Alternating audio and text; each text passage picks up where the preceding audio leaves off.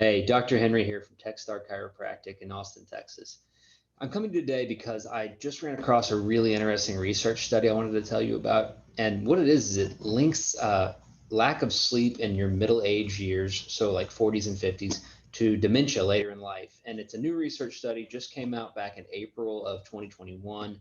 It was a study done in the United Kingdom. It was funded by the National Institute of Health, and it was published in a major journal over there called Nature Communications.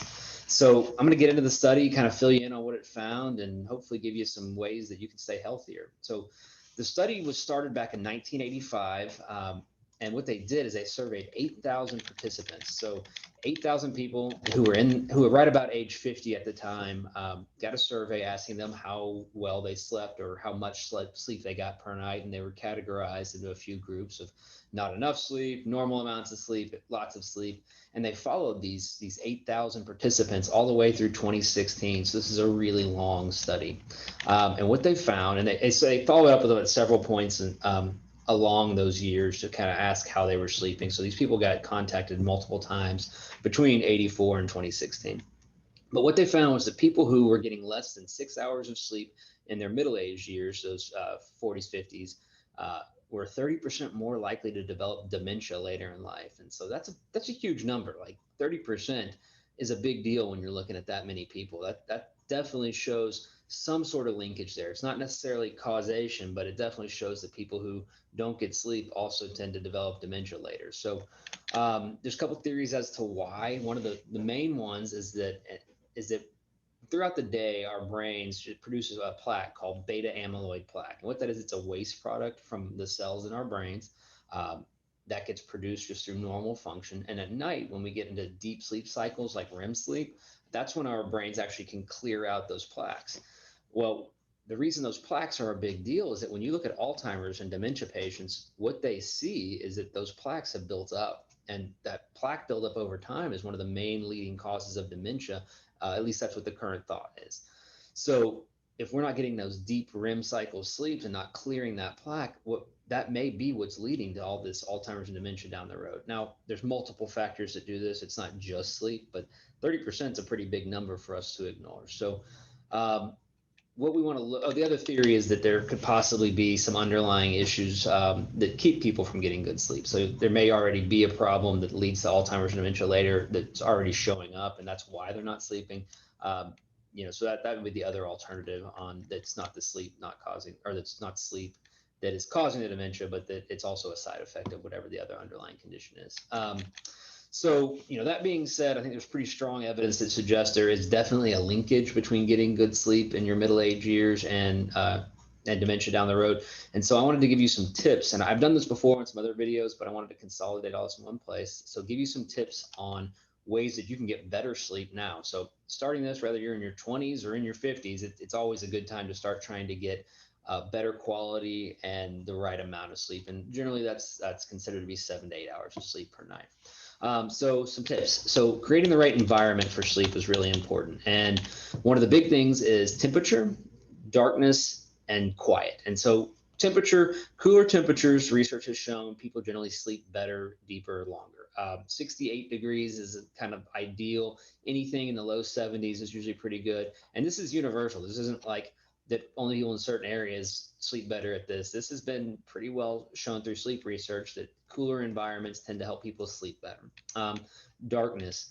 So people always say, "Oh yeah, well my room's dark," but if you look around and you look at every LED light on, even alarm clock lights, there's a million things out there that have light on them now. Every electronic seems to have some kind of LED indicator, and even the light from one very tiny LED bulb affects your sleep pattern. It's been shown to be able to reduce your brain's production of certain sleep chemicals. It definitely affects things. And so even if it's dark enough that you can fall asleep, the light in your room may be disturbing the quality of sleep you're getting. Um, Quiet is another one. I've got kids in my house, and I sleep with a sound machine. So sound machines make a white noise or something in the background to help cover up other noises that happen. And there's some debate on whether sound machines are good or bad as far as helping your quality of sleep. In my opinion, if you're going to be in an environment where other noises are likely to be going on, I like them. I think they definitely help with sleep. It's kind of a personal preference on that one. I haven't seen any research one way or the other that says that it disturbs or helps sleep dramatically. Okay, so that's setting up your sleep environment for success. Creating the right routine is another big one. So when you're talking about a sleep routine, there's some things to avoid and some things that you want to add. And one is avoiding caffeine or any other stimulant, but caffeine is probably the most common one. And I hear all the time, hey, caffeine doesn't affect me. Well, caffeine affects you. It's got a really long half-life. So if you're drinking coffee at noon, you may not feel it. It may not prevent you from getting to sleep, but it is most likely affecting the way that your brain is settling down to try to get into those deep stages of sleep, which it looks like are the ones that we really need to be doing. So trying to avoid caffeine, especially in the second half of the day, I think is really important to getting quality sleep. Avoiding bright lights. And so we already talked about light in your sleep environment, but avoiding bright lights like phones and television screens, or really any bright light before bed is really helpful. So even if you can start turning off the overhead lights, start turning on lamps, it starts getting your brain into that sleep cycle, producing the melatonin you need, getting ready for sleep. So eliminating bright lights before bedtime, and then screen time. Screen time is a unique kind of light because it's a blue light that generally stimulates your brain in a pretty big way. Eliminating screen time is something that I highly recommend. An hour before bed, switch to a book. Or I know that there's certain technology out there. Even our phones now tend to have the ability to dim the light on the phone. That helps, but the more you can avoid that screen time, the better. There's also a content thing. You don't want to really stimulate your fight or flight mechanisms before bed. So watching that action movie before bed is probably not a great way to get good sleep. Try to look for calming things to do. Get into a kind of a bedtime routine. All those things will help your brain get ready to shift into that REM sleep mode or into that deeper sleep mode faster. And that's what's really important. One of the things we talk about, it's not being able to fall asleep, it's being able to stay asleep and get good quality sleep. So, those are just some basic quick tips. I thought this study was really interesting. I'm going to put a link to it in the comments section or in the description here on this video. So if you're interested and you want to read the study, take a look.